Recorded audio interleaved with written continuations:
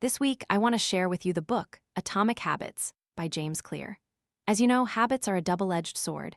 Your current habits can either lead you to a better life or cause you to fall behind over the years. It's no exaggeration to say that if you can control your habits, you can control your life. So, let's take a moment to reflect. Are you making progress every day, or is this year's you the same as last year, with little change or development? Building and maintaining habits is not a new topic, and for many, the book Atomic Habits is likely not unfamiliar. Before reading this book, I was familiar with many similar books on habit formation. Some discussed building habits from a psychological perspective, while others offered practical tips and techniques. But Atomic Habits is novel in how the author's message is logically sound, practical, and more concise. Crucially, the most profound core value I found is that the author tells us something very important. Changing yourself means changing your identity. Instead of controlling yourself with willpower to maintain a habit, it's better to change from the inside out. Now, let's delve into this incredibly useful book together. Live like a bamboo tree. The famous American psychologist William James once said, "Sow an action, reap a habit, sow a habit, reap a character, sow a character, reap a destiny." Good habits will shape your life. Yet, often we turn a blind eye to small changes. We ignore them because we tend to convince ourselves that great success requires grand actions. Consequently, many people overlook the value of tiny daily improvements, which also leads us to procrastinate repeatedly. What's more, a fatal blow is that we often lose patience because we don't fully grasp the immense hidden value of incremental changes. But these small things are precisely how we create compound interest. The book mentions a formula. If you can improve by 1% every day for a year until you complete something, you can progress 37 times over. Conversely, if you regress by 1% every day for a year, your current abilities will diminish to almost zero. Many might dismiss this as a mechanical calculation, but I urge you to hold that thought for a moment and test this formula yourself. When we haven't even started to change things, drawing conclusions too early can only be an excuse. Tiny changes can create colossal results because maintaining habits is essentially generating compound interest for your own life. Look at this chart of the latent compound interest period. When we do something, we often idealize our actions, assuming that our goals will follow a straight upward path because we always expect immediate results. But in reality, implementing a good habit is a curve. Initially, when you first adjust a habit, you'll see this curve dip downwards. At this point, when people don't see much difference, they often get discouraged and doubt whether their efforts are truly worthwhile. This downward curve is none other than the valley of disappointment. Many fall into it and then give up halfway. However, at this moment, you must believe that once you can persevere and break through the critical point, results will inevitably appear. This is a common characteristic of any compounding process. The most powerful results always come later. Just like in philosophy, with the law of quantity and quality, quantitative changes, up to a certain point, transform into qualitative differences. That certain point here is precisely the breakthrough moment, past the latent compound interest period, when we practice habits like the bamboo tree. For the first 5 years, no matter how ideal the environment, we barely perceive if it's growing. But after 5 years, like magic, it suddenly starts growing at a rate of 30 cm per day and can reach a height of 27 m in just 6 weeks. It turns out that those 5 years were the time the bamboo tree accumulated its potential. During that period, the bamboo planted its roots deep into the earth, just waiting for the day to shoot up high. In fact, the deeper the roots, the larger the tree grows. With such transformation, how could one not become an outstanding talent? Therefore, live like a bamboo tree. Always remember that changes, no matter how small, all have value. If you only aim for the destination, you will fail. If you only look at the results you desire, mentally, it's no different from confining yourself to a narrow perspective. All the underlying assumptions in any goal contain the notion that, once I achieve this goal, I will be happy. This perspective is like a shackle. It makes you postpone joy, thinking, I'll only be happy once I reach my goal. But once you achieve it, you often won't feel truly happy. Sometimes it's replaced by a strange sense of emptiness. That's because at that point, you'll simply hope for the next milestone. When fixated on a specific goal, your motivation will be, I must achieve that, and this drive will push you forward. But once you reach the destination, that flame of motivation within you will vanish. That's why many people revert to their old ways, falling back into old habits after completing a set goal. You must remember that practicing habits isn't about fixating on a goal to win at all costs, but about building a habit system with a gradual and continuous cycle of integration. So, how do you build such a habit system? I'll elaborate on this in the next section. But first, you need to immediately stop thinking about results when implementing any habit. The best way to maintain your mindset is to focus on the process, to focus on the present. You don't need to save up happiness, nor do you need to assume a successful scenario to feel satisfied. You won't have to wait for any particular moment to allow yourself to be happy. You will truly be happy right now and throughout the process of maintaining that habit. And this mindset will undoubtedly make it easier for you to persevere steadfastly. The secret to maintaining habits is to clearly understand your identity. Research shows that behind every system of action is a system of beliefs, and behaviors that don't align with one's identity won't last long. What does this mean? Here, you need to pay attention to the words identity and belief. Your beliefs and your intrinsic identity hold immense significance for the behavioral changes you undertake. Before you want to do anything, let your belief become that person. That is, before implementing a habit, you must determine what kind of person you want to become. Who you believe you are will determine your behavior. The stronger your belief, the more consistently your behavior will be repeated. And the more consistently the behavior is repeated, the more your belief will be reinforced, making your identity clearer. This is a sustainable and long-lasting cycle of development that allows you to continuously grow and will guide you to accomplish things that can change your own destiny. For example, if you want to maintain a running habit, you need to identify your identity as an athlete. If you want to read more to write books or content, you must assume, I am a creator. If you don't clearly understand yourself before acting, you will only ever manage to do that asterisk, or you will always feel difficulty and struggle during the process. Therefore, remember that habits are how you express who you are. You must understand yourself first, know who you want to become, and then, through the belief of who you are, establish a system of habits that creates your own happy and fulfilling life. From this perspective, let's think in reverse for a moment to realize one thing: we must stop labeling ourselves or others. For example, parents always want their children to study hard and be self-disciplined. Whenever they see them watching TV or playing, they immediately scold them. Why are you so lazy to study? The labels I'm referring to here, such as lazy, careless, or play-addicted, can act like a prophecy. And if you keep applying such labels repeatedly, they can come back and become reality. Let's go straight to the basic logic of habit formation. The book, The Power of Habit, also mentioned this logic. We need to clearly understand how a habit operates before acting. This isn't just a point of knowledge, it allows you to uncover the deep-seated reasons for the nature of habits. If you don't understand this, you'll forever be stuck in incomplete endeavors. So, what are the 4 specific steps? They are cue, craving, response, and reward. Let's take an example. When you hear the Facebook Messenger chime, that's the cue reminding you.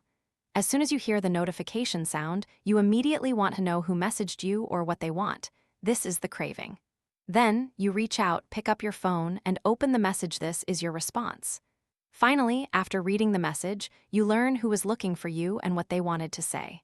This satisfies your need, and that is the reward. Take a moment to ponder.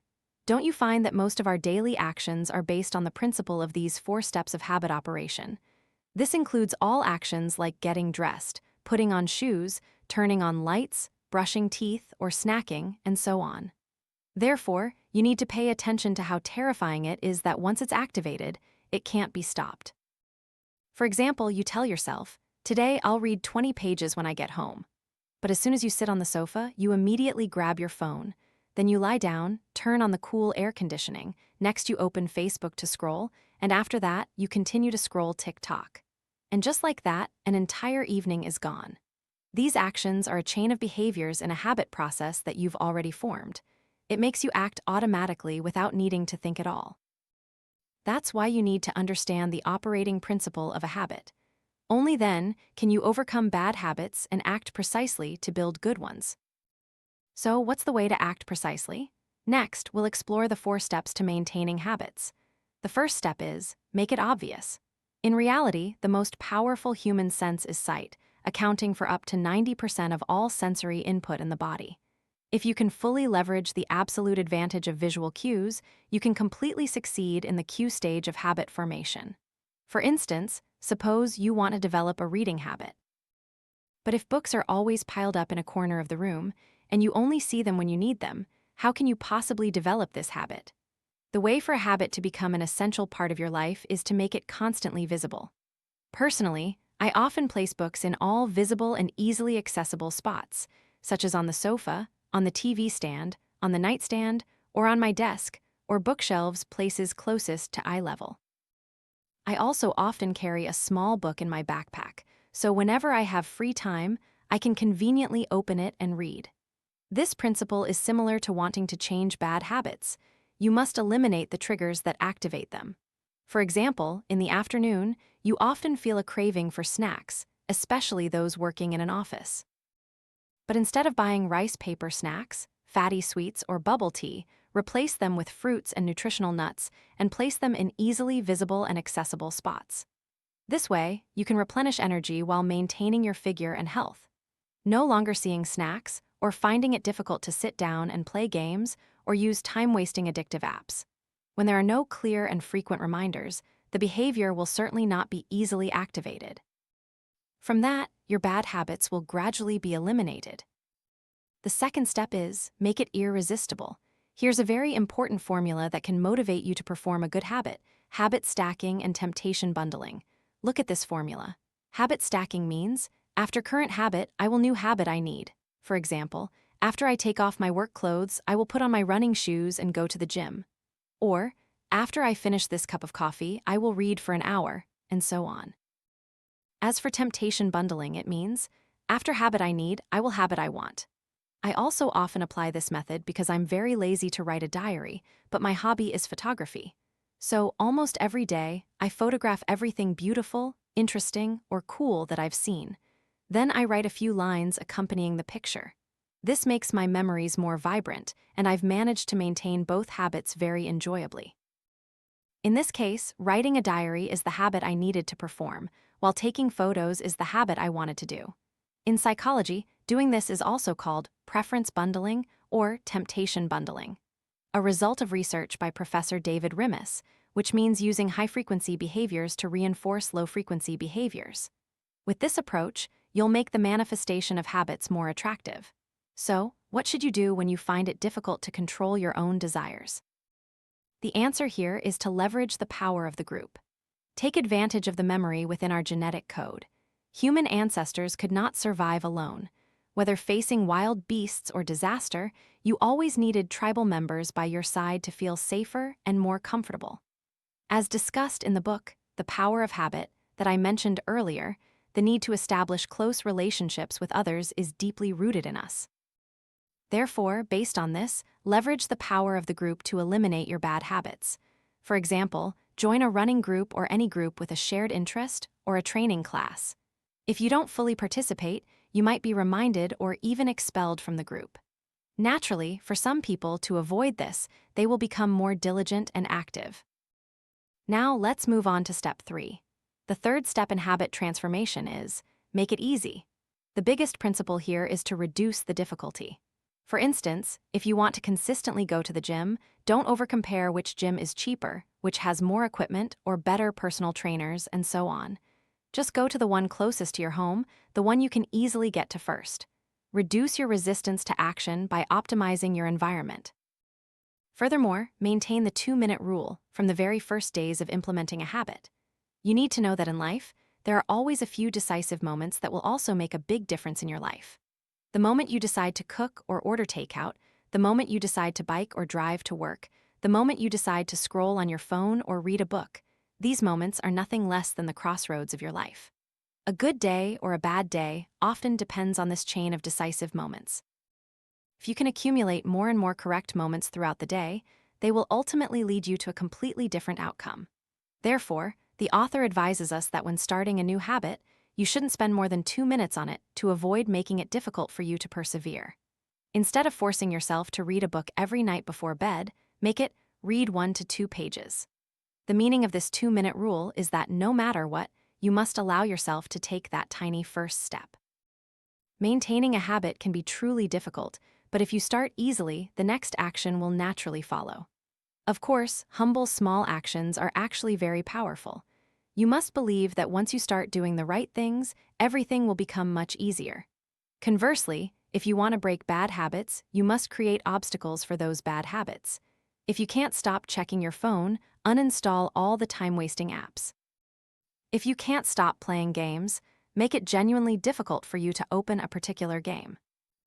Finally, the last step in habit transformation is make it satisfying. We must understand why bad habits are so hard to break, because they always provide us with an immediate sense of pleasure and satisfaction. When playing games, you can achieve accomplishments by overcoming levels, or eating sweets temporarily satisfies your current cravings. However, our brains often underestimate distant threats, much like the frog boiled in gradually heating water it doesn't realize it will die. Bad habits bring immediate pleasure, but their long-term consequences are dire. Good habits, on the other hand, are the complete opposite. Therefore, you must be cautious of anything that can be enjoyed quickly. The sooner it can be enjoyed, the more you need to ask whether it brings long-term benefits. To foster a good habit, all you need to do is add a touch of immediate happiness to any habit that brings long-term benefits. Conversely, add feelings of discomfort and pain to bad habits. One effective way to increase immediate satisfaction is to regularly track your habits. It's very simple. Take a habit tracker and stick it on the wall where you can easily see it. Mark it complete every time you successfully perform an action. This simple act is actually a process of rewarding your spirit, and it will help you continuously improve. However, there are two things I want to emphasize here. First, persevere with effort rather than giving up. That is, no matter what, don't give up, because as long as you persevere, you still have the chance to maintain your identity. You should remember that giving up 2 times in a row means you're starting a bad habit. And second, don't let the measurement become your goal. When the measurement becomes the goal, it ceases to be a good measurement. This is a very famous management quote. For example, when an entire company's eyes are only focused on KPIs, employees will only try to make up for these numbers. But in reality, they won't truly work effectively. Similarly, if you only go through the motions to complete your habit tracking chart, it will be meaningless. Tracking is just the beginning, a method to help us form good habits, but don't consider it the ultimate goal. Don't live to track, and don't live solely to focus on goals. So, those are the 4 essential steps to forming good habits and eliminating bad ones. Overall, I feel this summary of the book is quite comprehensive, but I still want to share some equally important reminders that I've gleaned after reading this book. Firstly, this entire book emphasizes one crucial point. Habit formation is a daily accumulation, a process of building compound interest, a persistent investment of time. But our time is finite. So, how do we know if we've invested correctly in the right habits? Here, we need to consider the differences between individuals in this life, because everyone has their own path. Your first task is to discover the path you excel at, the aspect you need to improve and change. The book offers an answer. Do what you find interesting, but others consider boring. The sign that you are suited for something isn't just whether you enjoy it, but whether you can tolerate the difficulties of that task more easily than most people. Others might find it agonizing, but you see it as nothing. It doesn't faze you, or you find yourself truly enjoying it when you do it. The second thing I want to say is, don't become overly reliant on habits. You need to know that habits also have their pitfalls. In reality, sometimes turning something into an automatic process can lead to mediocrity. If someone gets stuck in a daily routine where everything they do is just 1, 2, 3, 1, 2, 3, it becomes automatic. Over-reliance on habits can prevent us from achieving breakthroughs. So, how can we avoid this? The answer is, don't expect your habits to be a straight line. Instead, expect them to be a curve, then another curve, and yet another curve. To achieve this, you must engage in deliberate practice. You can learn more about deliberate practice in this related content resource. At the same time, the highest state of deliberate practice is being able to enter a state of flow. Flow is not a habit. Flow is something where you need to focus completely and absolutely on the process. The most correct way to form a habit is to get yourself into a flow state, then master it. But importantly, You must strive for deliberate practice to do even better and gradually become a master. The final thing I've concluded is that we need to regularly reflect and review ourselves and not let our identity hold us captive.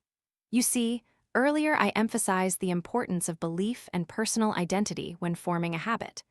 But if you become overly dependent on it and you don't achieve your goals, you'll feel profoundly lost, disappointed, and vulnerable. A final word to summarize today's content: these small habits don't simply add up. They have a multiplying, stacking relationship, ultimately creating synergistic effects that completely transform your life. Once a new habit is formed, it triggers a cascade of other positive habit changes. Just like for me, once I formed the habit of reading, my life underwent many profound changes. It had a huge impact on me. If you can find a good starting point in your life, commit to it, and allow it to powerfully transform your life, that is truly wonderful and trustworthy. I wish us all success in finding the leverage points for our lives and using the habit building system as a tool to make our lives more meaningful.